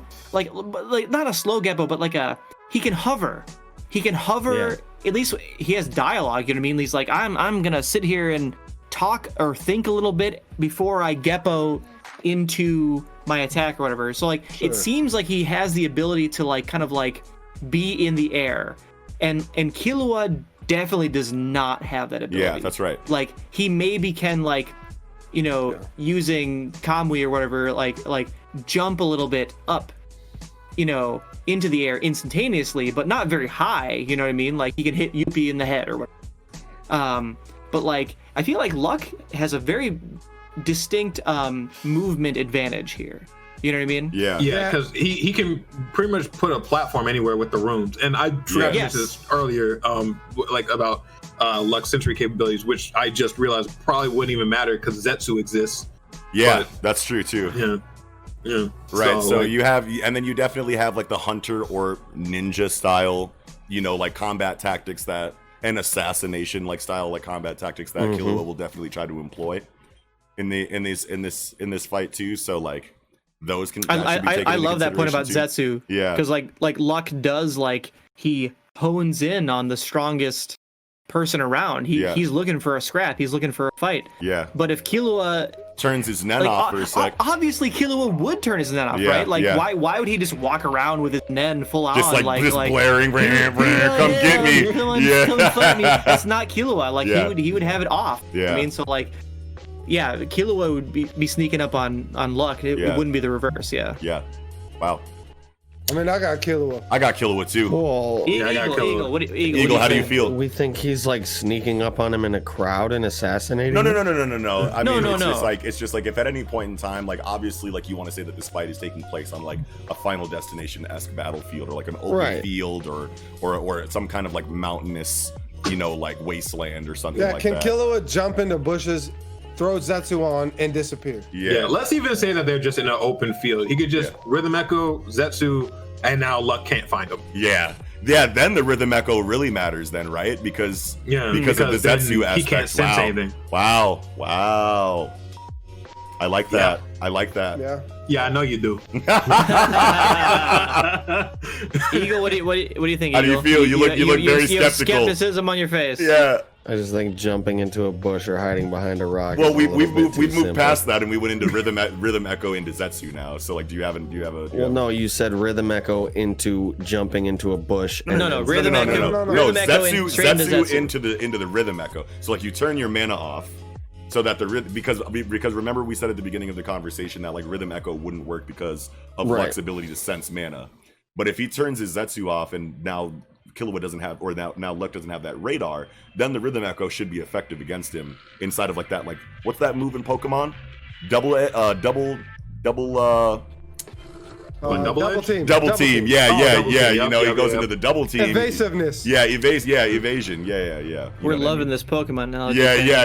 Optical illusions. He starts using optical illusions, and I feel that's a really big deciding factor in this fight because it's if you think you have Killua, but real Killua is over here, and he's going for the jugular every time. It's that's an opening that Luck can't afford to create for Killua, and if he doesn't have any defense against that, then I feel it's a one shot. Well, and I think that Luck's main advantage is mobility and that he could stand far away and spam lightning attacks. But that doesn't work on Killua. Yes. He's just going to absorb him. Yes. He's just going to charge him. Yes. And then he doesn't have to worry about his time limit. Yes. Yeah. I totally forgot about the charging aspect. Predicated around physical blows. I don't think he's going to stand back and spam bolts. Maybe. He could try. He could try. He'll probably throw a few, but I think most of his fighting style is around getting in and smacking the shit out of even his physical blows are lightning charged. So if he are those going to be effective against Killua? And if not, then Luck turns off his main form of fighting so that he can hit him with a regular fist. What the fuck is that going to do? You're a mage. I mean, do we have you know what I mean? So it's Killua using electricity to charge himself up. Yeah. Yeah. He literally goes to a power outlet and grabs it and charges it. Yeah, charge himself. And even if he didn't, like, electricity doesn't work on him. We saw that in Heaven's Arena. We saw it in like right before Greed Island. Yeah, that's right. Yeah. Oh, that was even before he got his straight up his ability or whatever. His Hatsu. Yeah. Killua's got it. Killua in 5. Yeah, let's go. If I had remembered the electricity absorption ability, I would have not brought this one up. But either way, but I'm sure there's gonna be some luck guys in the chat. Yeah, like what? How dare you? Luck is faster than light, bro. Yeah, get out of here. He's 7 times FTL, bro. Hit me up in the chat or don't. Yeah, holler. Hit me up or don't. Yeah, or don't. Yeah, hit my DMs. I'll ignore you. I think that's Shnoody then, right?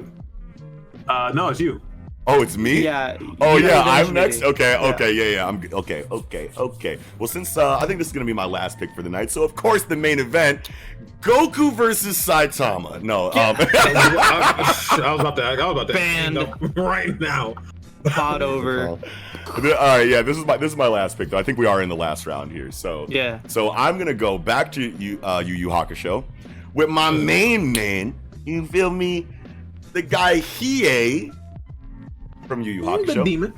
And we're putting him up against Big Body Escanor, the Lion Sin of Pride from 7 Deadly Sins. And the reason why I kind of like chose this matchup is because these are very high destructive power, guaranteed damage type of fighters inside of their respective universes. Obviously, you have the Dragon of the Darkness Flame inside of Yu Yu Hakusho, and obviously you have a literal sun that follows this man everywhere he goes, on top of him just being a very overwhelming presence for any enemy inside of the story of 7 Deadly Sins. So I feel like just based on intimidation factor that they have brought to any opponent that they've had inside of their respective series, I feel like this is a very similar matchup in regard to malice, in regard to arrogance, in regard to oppressive nature. So so I wanted to bring that, and they're both heat based. Before we even really get into this, what time of day? Exactly. That's the question in everyone's mind. Listen, man, if it's not noon, Escanor has no chance. So like it's noon though. But okay, if it's, so you're saying it's noon. Now listen though. Okay. Let's say the fight starts at, like, obviously we have to give Escanor noon at some point in this fight. But it's not an instantaneous battle, so there must be some time span. Right. Let's say it goes from 11:55 to 12:05. Let's go. Let's go. That's fine. Let's go there. That's fine. I'm okay with that. 11:55. He scales up to the top of his power for the first half of the fight. Right. Second half, he's scaling down. So then you have to. So then obviously the question becomes. I like that. Obviously the question becomes: does he beat him in the minute that he has where he's infinity? You know what I mean? And I mean, it's too hard to say that he is going to beat Escanor during noon. Yeah. It's definitely too hard for that. But I mean, like, does he obviously beat him anytime that's not noon? Is another question that you want to ask. I don't think it's an obvious for Hiei. Yeah, I think it would be like any time that's not noon. Especially like 11:55 to 12. Yeah, it's and too 12:05. That's that's still pretty close to noon. That's going to be a high diff fight, like regardless. Yeah. He's still like, there's flames coming off his body and shit. Well, that's what we want, right? We want it to be high diff. We want all these fights to be high diff, don't we? If we can. Yeah, definitely. Like Escanor is like regenerating damage and shit at that point, and like just being near him is burning you. Yeah, but is that going to burn Hiei? I don't know. He is a fire demon, and he does not get burnt from that. But also, I think another thing is Hiei's flames are not fire. Yeah. He has mortal flame, and he has darkness flame. That's right. Which darkness flame isn't. It's like Amaterasu from Naruto. That's right. The shit's gonna burn no matter what. Like, it doesn't matter if it's the sun or not. So I feel like Hiei could probably just engulf Escanor, and he wouldn't be. I don't know though. Like Escanor's got so much durability. He's got so much D, bro. He's got so much that you might want to rephrase that just a little bit.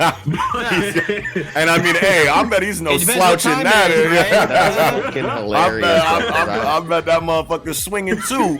But I'm just That's saying. fucking hilarious because I literally just thought back to a conversation Noxie and I had in DMs about maybe a year and a half ago about Escanor and Whitebeard. I'm not going to go into it any further than that. But I'll just say, you know they both got the hammer. 3 feet on that motherfucker. Edward Girthquake Newgate.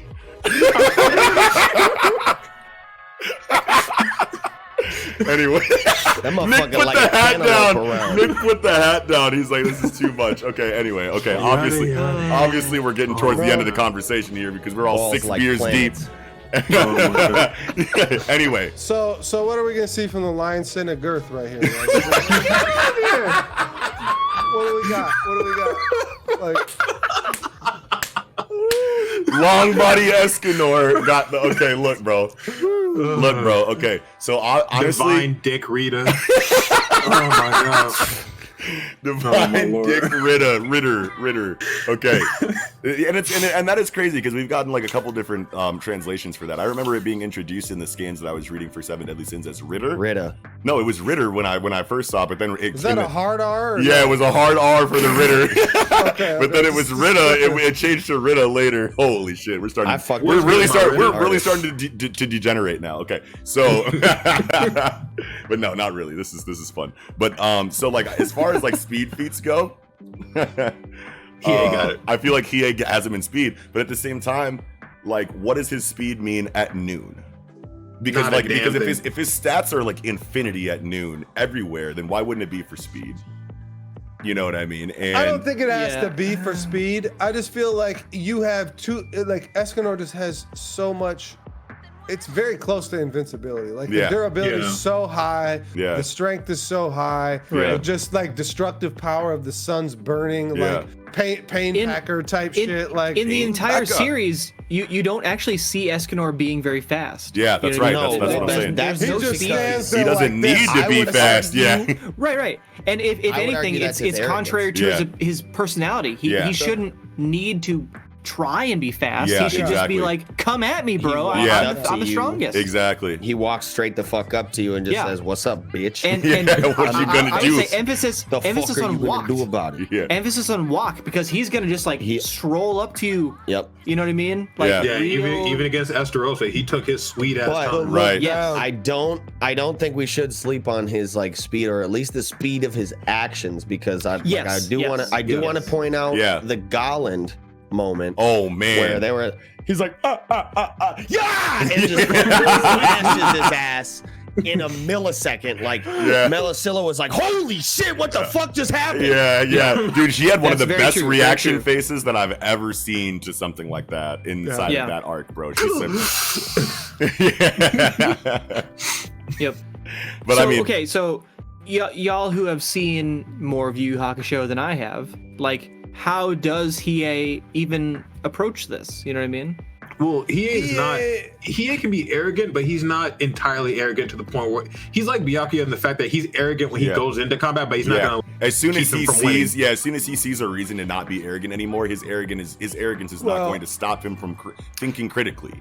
Yeah, so, let's get past the arrogance. No, he goes for the death blow right away. He does go for the death blow right away too. How can he beat Escanor? Here's why I see it. I see Hiei after images tries to strike Escanor with the sword. Yes. Escanor just probably breaks it with his arm, where like he hits Escanor dead in the arm and his sword breaks. Yes. And then he'll probably go fist it. He'll probably go in with this fucking trap. Yeah, he'll probably go into Fist of the Mortal Flame. And then the Fist of the Mortal Flame's probably not going to do anything either. No. So it's definitely his only killing blow is Dragon of the Darkness Flame. Yeah. So like we have to decide whether or not Dragon of the Darkness Flame is going to kill Escanor. I think that Dragon of the Darkness Flame can do it before noon. I don't think Dragon of the Darkness Flame is going to do anything during that minute. Honestly, it might because keep burning, but that might be it. Yeah, exactly. Yeah, you almost have to give it the properties of Amaterasu, where it's like, this is something that's just going to keep burning, because I feel like it's even though it's heat based, it's not heat based. Like you can't just like smother it with, no oxygen and it's going to go out. Like this is just like a flame that burns eternal. Yeah. Where like, I feel like even if Escanor can withstand it for a couple minutes during, 11:58 to 12:02 or whatever. Like eventually Hiei will probably be able to wear him down with the dragon. Probably. Honestly, the way that I see it is that Escanor has way more win conditions than Hiei. Yeah. But the win condition that Hiei has, like, we can assume is absolute if it's landed. Yeah. But Escanor, even though he has way more win conditions, can he hit Hiei with them? If he can't hit Hiei with his win conditions, then he can't win the fight. And if we're putting Hiei's speed above Escanor to that degree, greatly, then I feel like Hiei takes this fight because it comes down to Dragon of the Darkness Flame. And he'll definitely land that if he has a speed advantage. And Escanor's probably not even going to be trying to dodge it because he's going to be like, let's see what your strongest attack is then. And you guys are sleeping on Escanor's actual speed when he goes to attack. I know that. No, he doesn't blitz people. I know. But his attacks do. I'm not saying he's slow, but even though he's not slow, he's still not faster than Hiei. Well, and not even only that, Escanor, so like Bui, when Hiei's fighting Bui definitely overpowers the dragon and sends it back at Hiei. Yeah. Hiei takes the dragon, gets hit with it, and basically ascends to some kind of like prism-ish type being where he's got fucking rainbow around his neck. And I don't really know what that means, but I mean, I don't know. I feel like just with the strength feats given, it's probably Escanor now that I think about it, because Hiei does try to punch the ground the same as Toguro does, can't punch the ground as good as Toguro does, and I still feel like Escanor would punch the ground a bigger hole than fucking Toguro would. So I think I'm going Nakaba's like really big on his destructive like environmental damage. It's like he is the complete opposite of Escanor, where Escanor is just like this huge, arrogant musclehead, and he is just this speedy, smart little bastard. Well, I'm just like, I'm going with Escanor, it's so hard because like with the Dragon of the Darkness Flame thing, it's like you guys are like, I'm like, where does it hit him? Because like I feel like if he just like blocks it with his arm or whatever, and he's just like. No, you're out of your fucking mind. You are out of your goddamn mind, bro. That's a good example. In the minute, though. But that's a good example, though, because I feel like it's the same as like Raikage. Like if he got Amaterasu on his arm, he would just cut his own arm off with a little Divine chop. Sword Escanor on that bitch. Escanor's not chopping his own arm off because of a fire attack that he doesn't understand.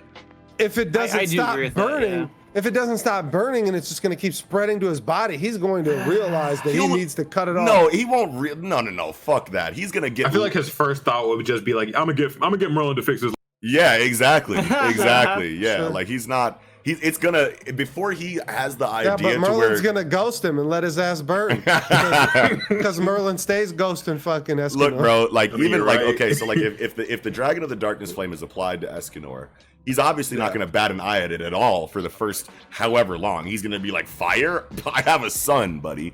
You know what I mean? So like, it's not gonna be that big of a deal. Then he's gonna see that it's not going out. And he's going to be like, well, it still doesn't really hurt that much because I'm Escanor. And then it's going to take up at least half of his body before he realizes that this is a serious problem. Yep. And he's not going to just chop off, like, you know what I mean? Like, it's not realistic. At a certain point, especially because of his arrogance, his pridefulness. You guys are right. It will very likely get to a point where, as he gets weaker, he can't do anything about it anymore. He can't chop off half his body. He'll die. That's what I'm saying. Yes, like. He's not like if this was Hunter x Hunter, it wouldn't matter how arrogant he was. He'd be like, nope, get this out of here. No, exactly. We're saying the Darkness Flame is going to spread. Escanor's not going to be. He's not going to have the wherewithal and the strategy to cut off his own arm to stop. Because he's ready to take all the damage because he wants to laugh at you. You guys are right. You've swayed me. You've swayed me. Even though I feel like Escanor has more destructive power. I feel he has way more win conditions than Hiei. For sure. But like Hiei's one tried and true win condition is something that we're just agreeing that Escanor doesn't have an answer for. Yeah, and he won't make the right decision when in the small window that he has to make the right decision, he won't do it because that's not his character. Yes. Especially at the peak of his pride, like the peak of his arrogance. Use the Dragon of the Darkness Flame inside the first 5 minutes. Fuck yeah! Because I don't think because look, it's exactly like I think he has to. Like the process you said. I wonder how quick you think that goes his succession of moves. Yeah, because if all that doesn't happen within the first 5 minutes, I mean, like I said, I don't think he makes it past that. And is Escanor able to hit Hiei with anything, no matter what time it is? You know, is the other thing. Like Hiei's way faster than Escanor. Right? Yeah. So like Kiko was saying, sword attack first, obviously, because that's his first go-to. Sword's gonna break instantly on any part of Escanor's body that it hits. Yeah. All right, fine. Fist of the Mortal Flame. Fist of the Mortal Flame's not going to do anything. Obviously, if Hiei sees that his sword breaks and his Fist of the Mortal Flame doesn't do anything, that's obviously in the first 3 minutes of the fight.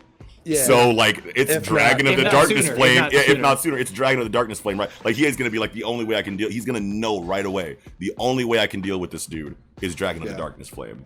Yeah. Yeah. And just with Black Flames, you just have to assume they're gonna kind of hold the same rules, like Darkness Flame with Amaterasu. Like that's Japanese lore. Like that's the lore within the Black Flame. Like that's. Well, that's just they don't stop. No, they burn. Yeah, Amaterasu. Is that stated within Yu Yu Hakusho? It's like no, but it's a similar. It's a known Japanese thing. It's a Japanese it's like lore, the what is it? The fires of the Fire Mountain in the Journey to the West? Yeah, it's in Journey to the West too. Yeah. Just like that's supposed to be Ox King's Mountain that Roshi blasts down with the Kamehameha. Right. Exactly the same. Yeah. That's right. Yes, sir. Hiei in 5. Thank you. Hiei in 3. How dare you? but okay. So we have Hiei for me, Hiei for Kiko, Hiei for Nickums, Hiei for Shnoody. I would assume Escanor for Eagle. Let us know how you feel in the comments. We're here all day, every day. Let us know in the comments how you feel. We're ready for smoke at all times. At all times. And I think we're going into Shnoody now. Yep. Shnoody, what's your last pick? My last pick is, well, we saw how he reacted earlier, but I got Benimaru from Fire Force versus Mereoleona from Black Clover. I'm gonna let y'all take this because I don't fuck with Fire Force like that, but I'm definitely down to hear you guys' conversation and give input where I can. But why did you pick this? Why did you pick this, Shnoody? Agreed. Well, on top of the fact that they're both just like super powerful fire users. Let me go ahead and look up this Benimaru cat. Yeah, you have to think about the fact that like Mereoleona and Benimaru were both the teachers for basically the main characters, the people that taught them in the first place. Well, I don't want to say the first place, but like the people that taught them to be stronger than they are now. Benimaru Shinmon. Yep. This dude looks cool. Fucking beast, bro. This dude looks cool as shit. You said what? He's a fucking beast. Yeah, he really is. Like a lot of people don't want to watch Fire Force because they say fan service. And I'm gonna say this right now. Like this is blasphemous, but Benny takes this, bro. Wow! Whoa, I'm very surprised to hear you say that. What are you talking about? He controls fire. He controls fire, but what about Mereoleona? Mereoleona don't give a fuck about that. What about the hands? And he has hands, bro. I know he's got hands. It's not a joke, bro. It's not a joke. He's got a fucking joke. He's got Flame Sword Eido. That sold me right there. Wait, he does? Yeah, Flame Sword Eido, bro. Like it's too much. Like Benimaru is a fucking monster. The Flame Sword Eido is Eido is wow. I was sold. So I got to do Fire Force. All right, then look. I'm gonna read the manga though. Yeah, okay. I'm gonna read the manga though, because it's got to be better. Dude, I don't know, man. That anime is. Oh my god, top this tier. panel that I just seen right now has already got me sold. Holy fucking shit! I'm putting this in our group chat. But go ahead with reasoning here. Go ahead with how you think the fight would go, Shnoody. Let me go ahead and just gush over this art real quick in the background. Yeah. Reasoning is that beyond even the fact that they're teachers, they're just both badasses. Like, it's not even like. Yeah, I used to be a bad, but no, I'm still a badass to this day. And however long you think you're gonna, to this day, however long you think you're gonna be breathing. Yeah. Like, wow, dog. Honestly, I asked this because I genuinely have no idea how this would end, because they both have hands and they both have just insane fire prowess. Yeah. So I don't know what the fuck is going to go down. I feel like that'd be one hell of a fight, even though Eagle seems pretty confident that Benimaru is going to put the paws on this lady. Bro, like, it's a tenacious battle. Like, they both have insane hand-to-hand skills. They're both fast as fuck. They both use fire, but like, I feel like it's really going to come down to the fact that any fire she throws at him, he can manipulate and throw right back at her. Even inside of like a physical, like hit her with fire of his own. Can't Mereoleona stop her own fire though? Like I feel like it's a spell. Yeah, like it's a spell. If it comes down to it, like I feel like okay, so like this is the question I have since he can control fire. So like even if it's like a physically charged, you know, like fire attack. So she's like it's still like a physical situation, but it's just like fire attached to it. If she punches him, will like the fire not get through to him because he can manipulate it and it's just the physical her fist hitting him and there's no energy like related to how much damage this punch is doing? If the fire is covering the fist, he can probably stop the fist itself because the fire is around him. Oh my god. Yeah, that or he can just shut the fire off. Yeah. Well, that's it. That's it. Generation 3, like the dude is different. Yeah, let me just say this. If Eagle says somebody can beat Mereoleona, we just have to accept it. We just have to accept it. True facts. True facts. If anybody, if we ever come up with any, sad, it doesn't matter the matchup. Like if Eagle says Mereoleona's gonna lose, then she's gonna lose because he don't say that ever. No, you don't. Ever. Yeah. You don't. No. Wow. man. Well, and then what is it, Akatsuki? But like, there's the fact that Mereoleona took on like 4 elves and did pretty well. Yeah, when people they couldn't even 1v1 an elf. Yeah, that was nasty. Right. That was dope as shit. But she don't got fire, so what's she gonna do without? What is she gonna do without fire? You know what I'm saying? Like that's really what it comes down to. So I think that was the quickest one. And I mean, yeah, she does got hands and speed, but like that's the only way it can go that quick is if it's Mereoleona and Eagle says Mereoleona's gonna lose. Eagle has been the deciding factor for like 90% of these. If it's not sound effects, it's like Mereoleona doesn't win. So too bad. Man, dude. Oh my god! I picked this specifically because I thought this was gonna just tear Eagle up on the inside. No, he said fuck it. Yeah, wow. I wish we would have got his initial reaction on camera when you first brought that up, because that shit was gold. He literally got up and walked away for like 4 minutes. Why are you doing this to me, bro? Yeah. Oh my god, damn. Okay, Eagle, send us off. Send us off with your last pick. Oh, it's me, baby. Okay, damn, that came back around quick. Yeah. And I'm drunk, so it probably, it wasn't as quick as I thought. But yeah, because we shut my last shit down. one. And I feel like this really, I picked just because, like, I feel like this will be an interesting conversation to have. This really might be another really quick one, just because of the way I feel like we might settle on this pretty quick. Okay.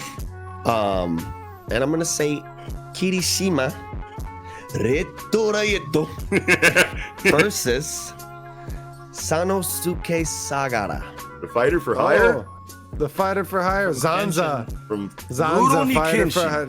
Yes. Mm-hmm. This is really cool. I like really love this battle because like Kirishima super high defense. Yeah. Sanosuke really high super offense. high offense. I feel like. Yeah. Definitely. Sanosuke's always also too because of the dichotomy of I can't remember the fucking name Futai of no Kiwami. There you go. Futai no Kiwami. And the fact that Kirishima turns into something that is like akin to like a rock type. A rock, yes. Yeah. Wow. Yeah. So, And with this technique, which is also why I think this could be settled pretty quick because the Futai no Kiwami is just gonna kind of maybe pulverize his ass. Who knows? It might. It's hard to say though because like Kirishima is now like 2 or 3 levels of rock now at this point. Yeah. Like from where he started, where the first Unbreakable that we saw is now a lot different version of Unbreakable. Than when he fought Rappa even. Yeah.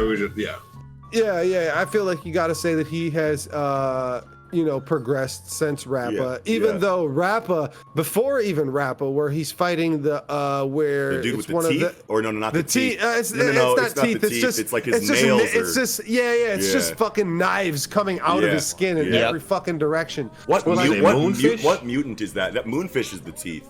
from the forest. Moonfish is the teeth. But that guy's from. I think it was just Yakuza. a random nameless villain because it was just somebody. Maybe, he is randomly nameless, but he's based on a Marvel character that I'm not going to be able to remember right now. Yeah, Fucking crazy. But he had his quirk go berserk, basically, right? Like with reverse quirk erasing bullets. I don't know. Yeah, quirk amplification. Amplification bullets. Yeah. And so I remember Kirishima in that fight gets hit dead in the eye with the fucking the sword. It breaks on his eye, which is like a Superman reference when like the bullet like comes and like runs into Superman's eye and just like flattens. Which is a scene that whenever you watch, you cannot help but fucking cringe. Yeah, he's like just imagining that bullet just like into your own eye. Superman don't feel it. Man of Steel. But man, dude, crazy. I feel I don't know. Fuck, dude. I want to go with Kirishima just off of the strength of that feat because that's an eyeball. That's a really big deal. That is a big deal. Yeah.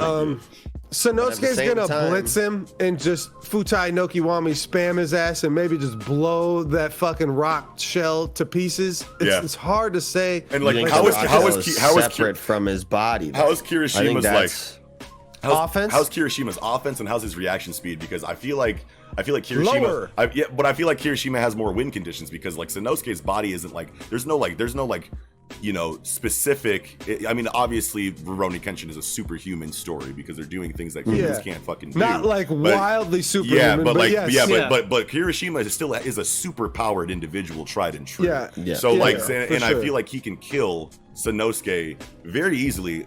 I don't think Sanosuke's defensive capabilities are enough to deal with someone with a superpower. But here's the question: what is Kirishima's offensive ability? Right, and I feel like when he's inside of defensive. Right, but when he's inside of Unbreakable, hitting somebody in the head with a rock. And I feel like Sanosuke can deal with being hit by a rock. Yeah, sure. He definitely can. Like he's very offensive, but he's also hard bodied. But it's not just a blunt, like smooth rock or even like a brick. This is a jagged. This is a very jagged, sharp situation. He could very easily like hit him with like a Killua type, like you know what I'm saying, like in a very bad spot. You know what I mean? I don't know, but Sanosuke got stabbed by Saito using Gitotsu, and the sword didn't even go deep and broke in him. Yeah, and I feel like even though there isn't like a lot of exposition to that, it feels like his just muscular fortitude broke a blade that stabbed him in the shoulder and like cut a technique out early. But that's still hard to still quantify with hero feets because like these are superheroes with quirks, you know? Powers. And powers, It's really hard. Where Sanosuke could probably blitz him and is probably faster, more technical, and has more destructive power. I'd also say more experience. We're not even talking about like his like Zanpakuto Cho really all that much either. Too. And he doesn't really use it like that. It's like Gon's fishing pole. After like the first 15 episodes, it's just not a thing. That's a very good comparison. Sanosuke in 5. I think so too, man, because like the Futai no Kiwami, just like if he hits him with it, I think that just like opens up a hole in his shit.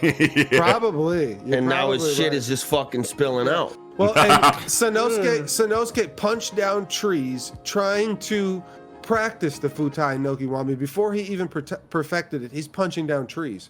So like once he gets that ability on top of that, he's punching big ass holes in giant bedrock. Right? He's getting to Unbreakable. Yeah, it's over with for Buddy.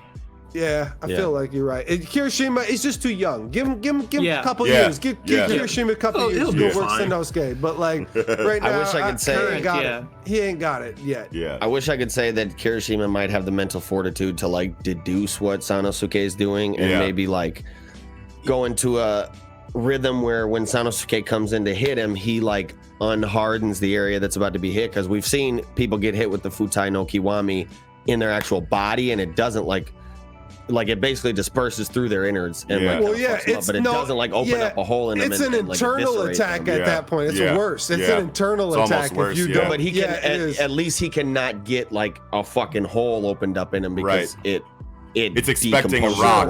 It's expecting a rock and it's hitting flesh. Sure.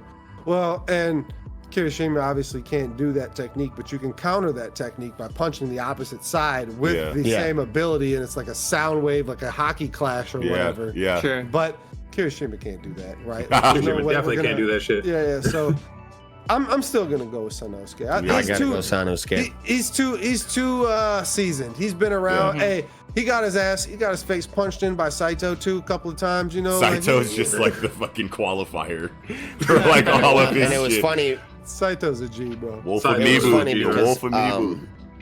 At first, I wanted to pick fucking Aoji or what the fuck is the monk's name? Anji.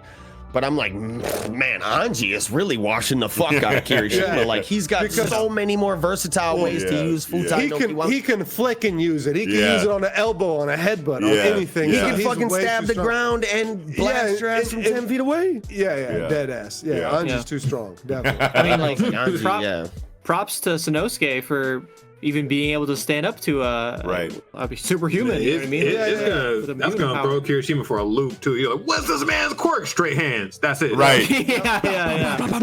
President Mike comes in. Quick, straight to Henzo. This man just beats your ass. God. Feed you the fury of God. Bro, why does President Mike talk like that? I don't know, but I fucking love it. You nailed it. I fucking love it. You nailed it. Yeah, dude. Fuck yeah. Okay, well, I think that's it then, right? Huh? Hit us in the comments. Let us know what you thought. Thanks for joining us for this episode of Tangential Tie-Ins Anime versus Battles, Volume 2. Can't wait to do this one again. I feel like we're running out of really cool matchups, but I mean, like, just we're not. No, I mean, we're not running out. We can do more. I mean, like, but I feel like at least for me, I need help. So like, hit me on Twitter, hit me in my DMs, hit me in the comments. Let us know what kind of matchups you want to see us talk about if you have any good ones. But yeah, we've covered a lot in the last like 2 versions of this conversation. So but let us know what you thought. If you had a great time, great. If not, sorry, but let us know. We'll talk about it. You know what I mean? If you agree with us, cool. If not, we'd love to hear your input. So just let us know what's going on. But that's gonna do it. Yeah. Thank you all so much for watching. Make sure you visit the link tree in the description for ways to donate to the Project Manga Podcast, ways to consume our show on other kind of audio only platforms. Subscribe to the show, like the video. Also check out Shnoody's channel, which will be down there in the description, along with the part 1 of this entire conversation and the volume 2 part 1 of the conversation from when we split it for the long conversation that we've had tonight. But that's going to do it. We're going to go ahead and get on out of here. This has been Project Manga. I'm Noxie. I'm Kiko. Eagle. And Nickums. Big Schnoody with the big booty. We'll catch y'all next time. Choose your character.